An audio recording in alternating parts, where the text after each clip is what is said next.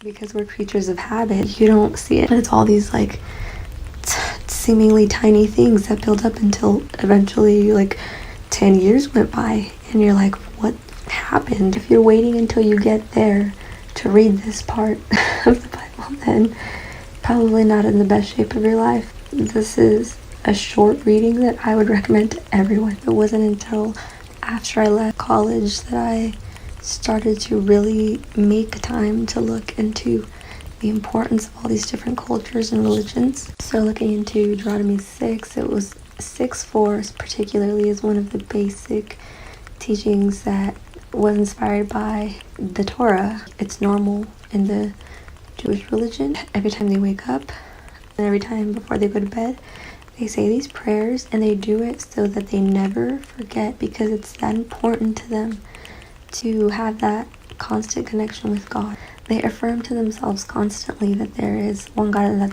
that is who their loyalty is. This is how we show loyalty to God, right?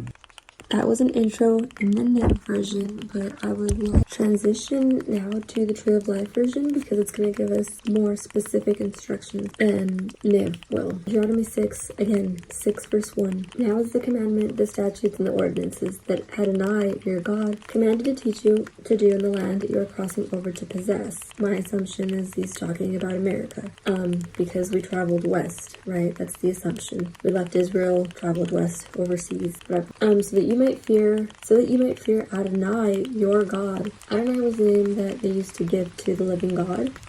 That's all I know for the most part as far as the name of God. But let's continue. To keep all his statutes and mitzvot, that I am commanding you and your son and your son's son all the days of your life, and so that you may prolong your days. Hear therefore, O Israel, and take care to do this, so that it may go well with you and you may increase mightily, as Adonai, the God of your fathers, has promised you, in a land flowing with milk and honey.